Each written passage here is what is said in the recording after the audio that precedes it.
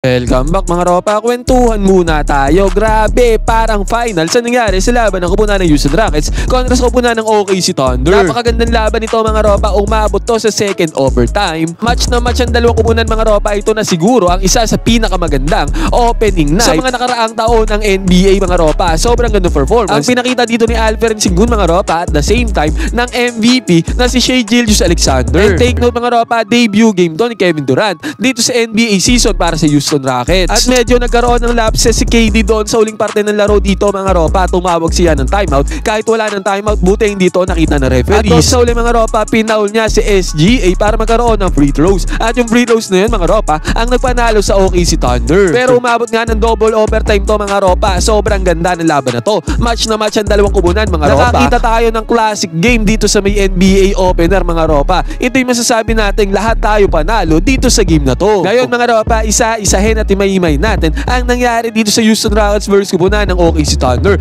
Double overtime to mga ropa. Ito ang game analysis at breakdown. Houston Rockets versus kupunan ng OKC Thunder. Simulan na natin to. Okay game. Ngayon mga ropa, dito sa game na to, dito na in-award yung championship ring ng OKC Thunder mga ropa. At dito din sa game na to mga ropa, grabe ang lineup na ginawa ng Houston Rockets. 6'7 ang pinakamaliit sa starting lineup nila. At dito sa unang possession mga ropa, nagkaroon ng 2 points dito si Chet Holmgren. Sakat niya doon sa may baseline. At sa Houston Rockets naman mga ropa, ang gandang cut din ang ginawa ni Kevin Durant dito sa may transition na nagresulta sa easy 2 points basket is good. And tingnan nga pala muna natin ang defense ang ginamit dito ng Houston Rockets mga ropa. Naka man-to-man defense sila dito. At napeke dito ni Lu Dort ang depensa ni Alperen Sengun. Kaya nagkaroon ng open lane dyan si Lu Dort mga ropa. Walang close out, walang help defense dyan ang kupunan ng Houston Rockets. Easy 2 points para kay Lu Dort. At doon sa may ilalim mga ropa para kay Alperen Sengun. Bully ball ang ginawa dyan ni Alperen Sengun mga ropa. Nagkaroon siya dyan ng easy 2 points. And take note mga ropa, dito sa game na to, buhat mode si Alperen Sengun. Sobrang ganda performance ang pinakita niya dito sa game na to. 39 points na tumataginting together with 11 rebounds at 7 assists ang ginawa dyan ni Alperen Sengun mga ropa.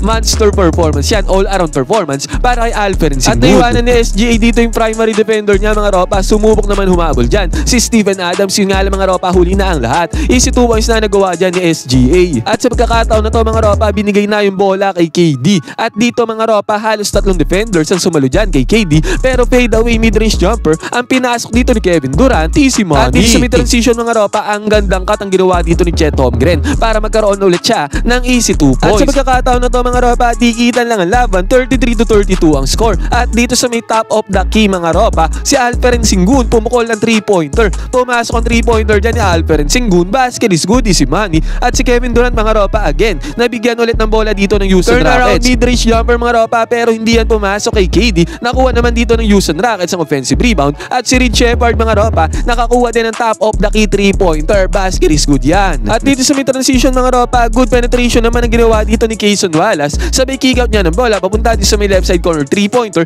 kay Mitchell. Successful yung play na yan mga ropa. 3-pointer long range bomb, basket is good. At nabigyan dito si Kevin Durant again mga ropa ng bola dito ulit sa may perimeter. At ginalawan ulit ni Kevin Durant yan mga ropa, nakapagpundar siya dyan ng mid-range jumper. At hindi pa yan dyan natapos mga ropa, dalawa magkasunod na possessions na ang kupunan ng Houston Rockets. Si KD ang kanilang pinuntahan dito, and again mga ropa, mid-range jumper na naman ang pinakawalan dito ni Kevin Durant. Basket is good ulit yan. Kung kahit sa pagkakataon na to sa may second quarter mga ropa, 57-47 ang score. Lumamang dito ng 10 points ang kupunan ng Houston Rockets. Pero bago tuluyan matapos yung second quarter na to, nagkaroon ng buzzer beating 3-pointer dito ang kupunan ng OKC Thunder mga ropa. At pagpasok naman ng second half, agaran ulit mga ropa si KD. Mainit pa rin dito sa pagbubukas ng third quarter. Another mid-range jumper na naman yan mga ropa dito sa may baseline. Easy money para kay Kevin Durant. At after pa nito mga ropa, dito sa pagbubukas ng first quarter, biglang uminit dito ang kupunan ng Houston Rockets. Nakakuha ng good penetration dito si Amen Thompson. Good drive yan mga ropa para makapagpundar siya ng easy 2 points.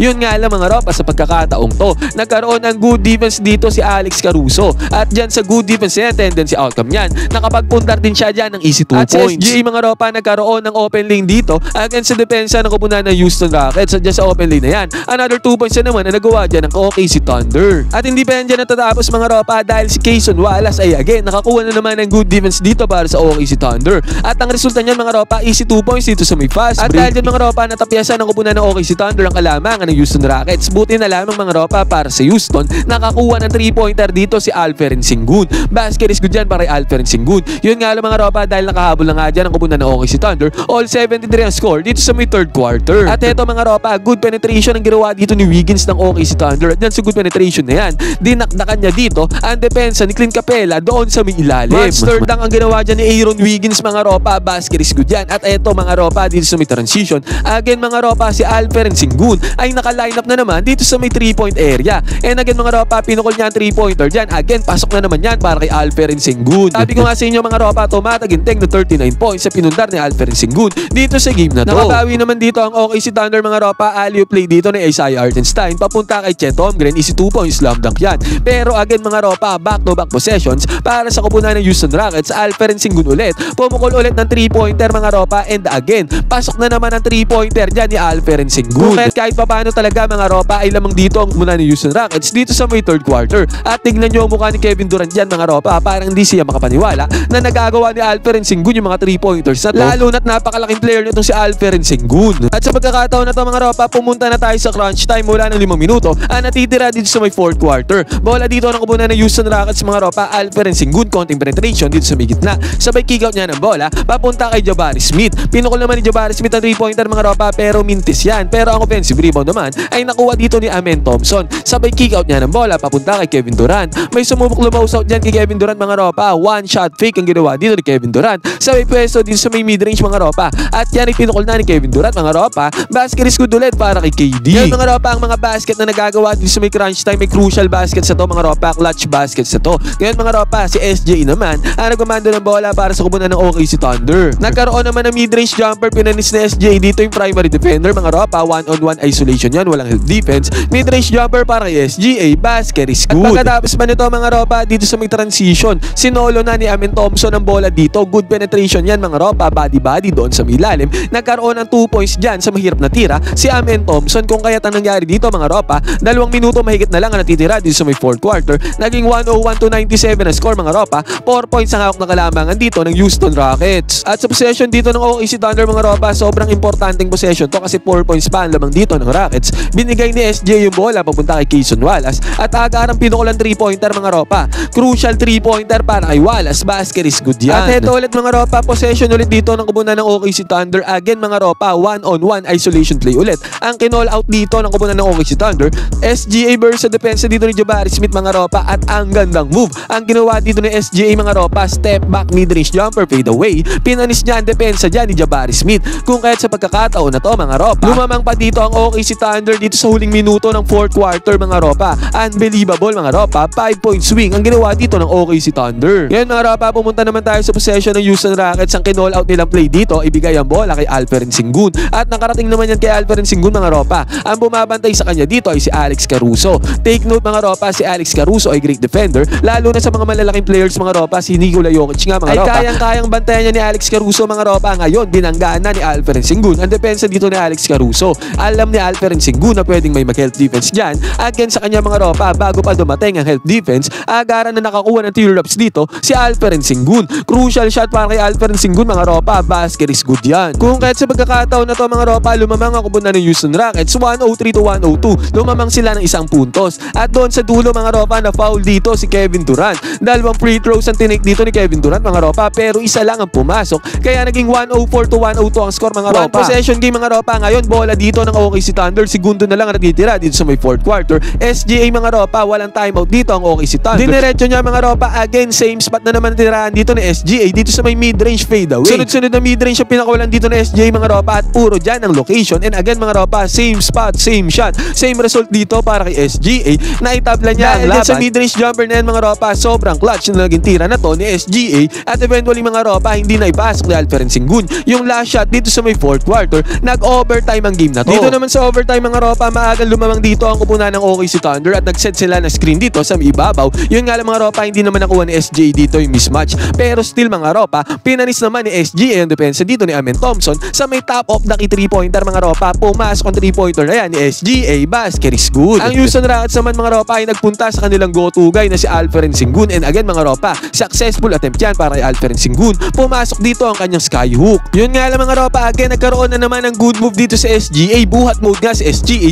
dito sa may overtime mga ropa. Nakakuha siya dyan ng 2 points mga ropa. Basket is good. Samantala nagkaroon naman ng clutch shot dito si Jabari Smith sa may left side corner 3-pointer. Pumasok para kay Smith. Easy money. Kung kahit sa pagkakataon na to mga ropa, naging 112-111 ang score mga ropa dito sa crucial moment ng overtime. time. Yun nga lang mga ropa, si Chet Holmgren nagkaroon ng crucial 3-pointer dito at after ng 3-pointer naman na yan, nagkaroon naman ng good defense dito ang kupunan ng Houston Rockets. Dahil dyan sa good defense yan mga ropa, nagkaroon sila ng possession dito at si Alperen Sengun ulit ang nagmandal na bola dito para sa Houston Rockets. At ang tendency outcome niyan mga ropa, nakapagpundar ng 2 points dito si Alperen Sengun para itabla ang laro sa huling segundo ng overtime na to mga ropa. At dahil dyan naging all 150 ng score dito sa may overtime mga ropa, nagmintes ang last shot dito ni SGA mga ropa sa may mid-range. Tumawag nga ng timeout dyan si Kevin Durant mga ropa. Buti na lang hindi yan napansin ng referees kasi kung napansin yan mga ropa, magkakaroon ng free throws dito ang OKC Thunder. Dito naman sa second overtime mga ropa, nakauna na dito ang Houston Rockets. Dito sa may paint nagkaroon na sila dyan ng easy 2 points. Yun nga lang mga ropa, natirahan si Alperen Sengun dito sa may right wing 3-pointer ni Cason Wallace. Pumasok ang 3-pointer dyan ni Wallace. Kung kahit anong nangyari dito mga ropa, naging 120-119 ang score. Pabor ulit ang score sa may OKC Thunder. At heto mga ropa, nabigyan ng bola dito si Kevin Durant.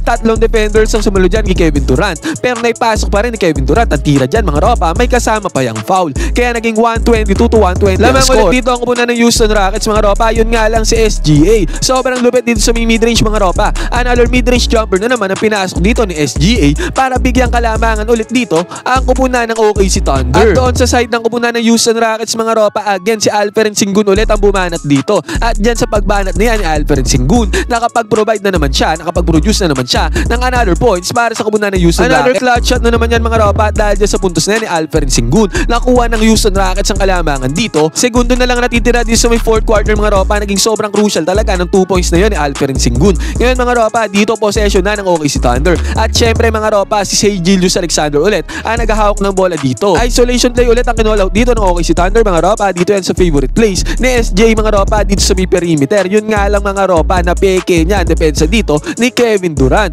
At dyan sa pagpeke sa depensa mga ropa, na foul dyan ni Kevin Durant si SGA. Crucial foul pa nagawa dito ni Kevin Durant mga ropa, at dahil dyan nagkaroon ng 2 free throws dito si SGA. Parehong napasok para bigyan ng 1 puntos sa kalamangan ng kupunan ng OKC Thunder mga ropa, at eventually doon sa may dulo, hindi na napasok ni Jabari Smith ang kanyang attempt para ipanalo sana ang Houston Rockets dito mga ropa. Ngayon mga ropa, sobrang naging ganda ng opening game na to mga ropa. Ang lakas ng kupunan ng Houston Rockets mga ropa, talaga nakipagdikdigan sila against sa champion na OKC Thunder. Ngayon, ano naman masasabi nyo dito sa game na to at sa laban na to ng dalawang kupunan? Pwede kayo mag-comment dyan sa baba ng inyong opinion. Magkwentuhan tayo.